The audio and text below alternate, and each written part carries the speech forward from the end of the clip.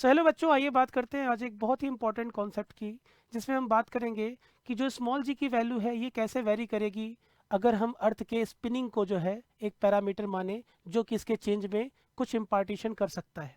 तो अगर ध्यान से देखें तो हमारे पास ये एक एक्सिस हो गई भैया, और जिसके अबाउट अर्थ रोटेट कर रही है। यहाँ पर ओमेगा की वैल्यू अर्थ के लिए कितनी है? 2 पाई अपॉन 86400, जो कि हम जानते हैं 2 पाई/t से आएगा।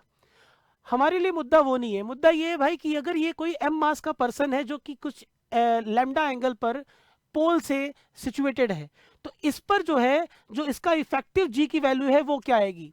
तो इसको निकालने के लिए हम लोग क्या करेंगे बेटा, सबसे पहले अगर तुम देखो अर्थ अगर इस एक्सिस के अबाउट रोटेट कर रही है, तो ये जो एम मास का पर्सन है वो किस सर्कल में घूम रहा होगा? क्या तुम देख पा रहे हो? ये सर्कल देखो बेटा, ये वाला जो छोटा सा सर्कल है ना, इस सर्कल में ये एम मास का पर्सन घूमता हुआ तुम्हें दिखेगा। अब हमारा जो इंटरेस्ट है वो इस सर्कल का रेडियस निकालने में है। तो अगर ये एंगल लैम्डा है तो ये जो डिस्टेंस आएगी बेटा वो कितना आ जाएगी? ये वाली जो रेडियस है वो हो जाएगी आर साइन लैम्डा। कितना हो जाएगा? R sine lambda. तो अगर थोड़ा सा हम लोग देखें तो यहाँ पर ये जो एक्सिस है इसके अबाउट अगर हम बात करें, अगर पर्सन कोई खड़ा है तो उसका नॉर्मल रिएक्शन हमेशा इधर आएगा, नॉर्मल रिएक्शन हो गया। और बिकॉज इसका वेट हमेशा किधर डायरेक्टेड रहेगा? Towards the centre of earth. तो इसका जो वेट आएगा बेटा वो किधर आएगा? Towards the centre of earth. ये हो गया इसका वेट का डायरेक्शन। तो let's say that is mg, ये पर्सन का वेट हो गया। और इसके खुद के रिवॉल्व करने की वजह से इस पे आउटवर्ड डायरेक्शन में क्या लगेगा? एक सेंट्रीफ्यूगल फोर्स आएगा। और ये सेंट्रीफ्यूगल फोर्स कितना होगा बेटा? M R omega square. M R omega square. क्या आर को हम लिख सकते हैं आर साइन लैम्डा? तो ये तो हो गया एम आर, क्योंकि हमारा जो मास एम है वो इसी रेडियस पे तो घूम रहा है। तो कितना हो जाएगा? M R sine lambda.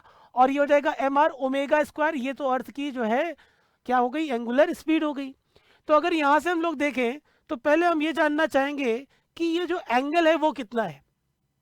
इसके लिए बेटा हम क्या करते हैं, जरा ध्यान से देखो। अगर ये एंगल लैम्डा है तो इस वाले पार्ट पे मैं एक टेंजेंट ड्रॉ करता हूँ।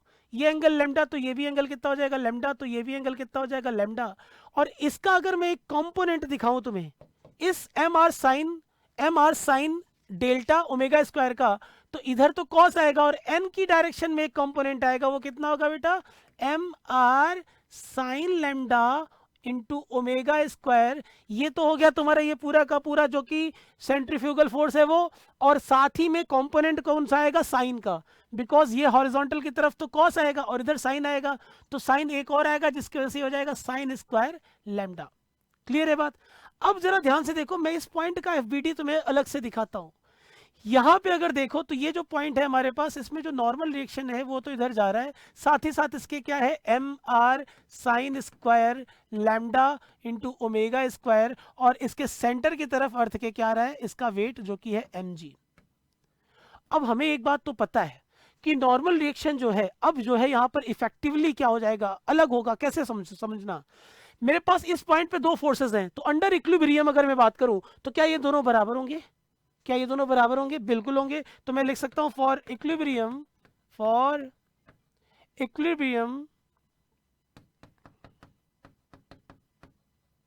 हम यहां पे लिख सकते हैं क्या? n प्लस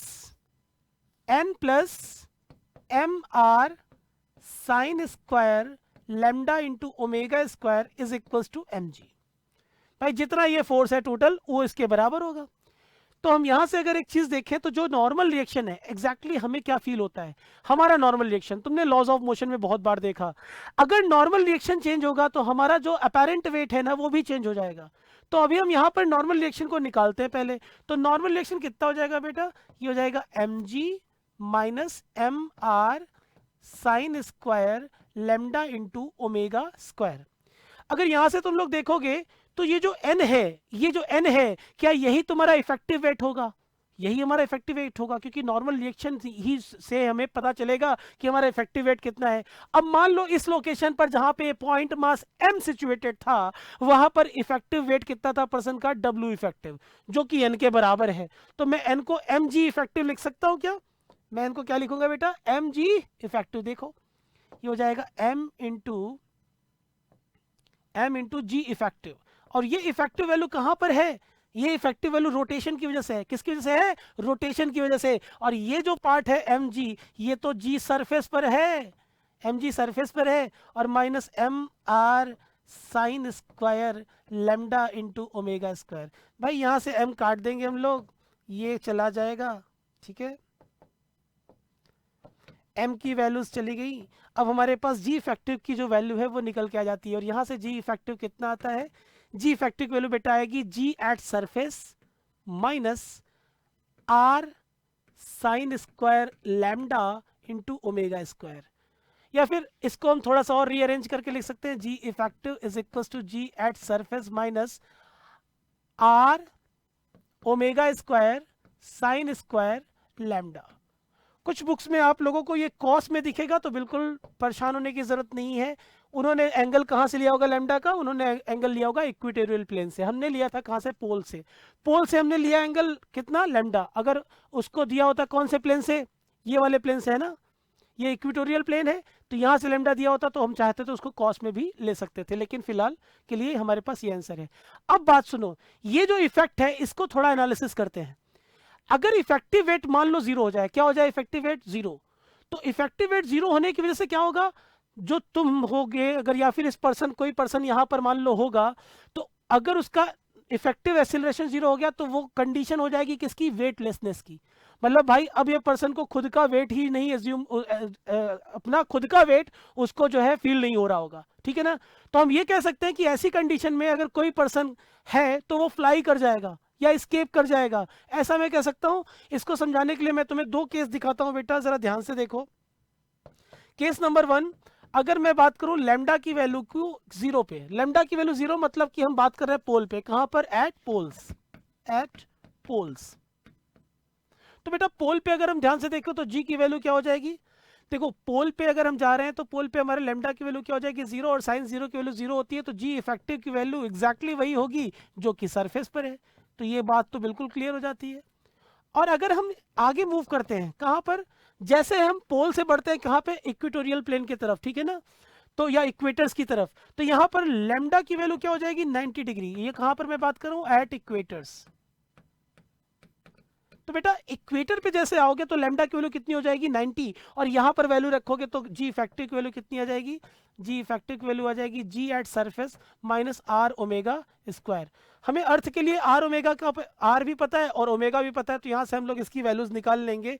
हम तुम्हें डायरेक्ट उन वैल्यूज की तरफ लेके चलते हैं जो इनकी वैल्यूज एग्जैक्टली आती हैं। तो सरफेस पर यह होता है 9.83 मीटर पर सेकेंड स्क्वायर, और इक्वेटोरियल या इक्वेटर्स पे कितना होता है, 9.78 मीटर पर सेकेंड स्क्वायर। अगर मैं यहाँ पे ध्यान से तुमको बताऊं, ये ध्यान से तुम देखो, तो वैल्यू जी की क्या हो रही है, कम हो रही है, वैल्यू जी की क्या हो रही है, कम हो रही है। तो अगर हमसे कोई कहे कि एक पर्सन है जो कि कहां पर बैठा हुआ है, पोल्स पे, कहां पर है, पोल्स पे, और पोल से वो चला आ रहा है किधर, इक्वेटर की तरफ, तो पोल से इक्वेटर पर आते समय जी की वैल्यू क्या हो रही है बेटा, इंक्रीज हो रही है। क्या हो रही है, इंक्रीज हो रही है। और अगर जी की वैल्यू, नहीं इंक्रीज कैसे हो रही है, जी की वैल्यू यहां पर सबसे ज्यादा है ना बेटा, रिवर्स केस के लिए इंक्रीज होगी कब, जब इक्वेटर से कहां जा रहा होगा, पोल पे, इक्वेटर से कहां जाएगा, पोल पे, तब इसकी वैल्यू इंक्रीज होगी। और अगर पोल से इक्वेटर की तरफ आएगा तो इसकी वैल्यू डिक्रीज होगी, किसकी, जी की वैल्यू। और अगर जी की वैल्यू हो रही है इंक्रीज या डिक्रीज, तो वेट भी उसी के अकॉर्डिंग क्या हो जाएगा, इंक्रीज या डिक्रीज। मैं रिपीट कर दूं फिर से तुम्हें, अगर कोई पर्सन पोल से इक्वेटर की तरफ आएगा तो उसकी जी की वैल्यू कम होती जाएगी, इसकी वजह से हम कह सकते हैं कि उसका वेट भी कम होता चला आएगा। ये किसका कंडीशन है, अर्थ के स्पिनिंग की वजह से, ठीक है ना। अभी हम और कोई पैरामीटर की बात नहीं कर रहे हैं। और जैसे हम अगर इक्वेटर से पोल की तरफ जाएंगे तो उसका वेट इंक्रीज होने लगेगा। तो ये हो गई बेटा इस पूरे कहानी की चर्चा, और मुझे लगता है आप लोगों को ये बहुत अच्छे से समझ में आया है। सो आप लोगों के लिए एक गुड न्यूज़ है, उत्कर्ष परिवार लाया है आप सभी के लिए अपने नीट और जेई के सभी ऑनलाइन कोर्सेज पर बेटा 90% तक का ऑफ। और अगर आपके पास कोई एग्जिस्टिंग कोर्स है और आप उसका ड्यूरेशन बढ़ाना चाहते हैं तो आप उसकी वैधता को बढ़ा सकते हैं, 10% का यहाँ भी एडिशनल ऑफ आपको मिल रहा है। सो नव वर्ष की ढेर सारी शुभकामनाएं आप सभी को। जय हिंद।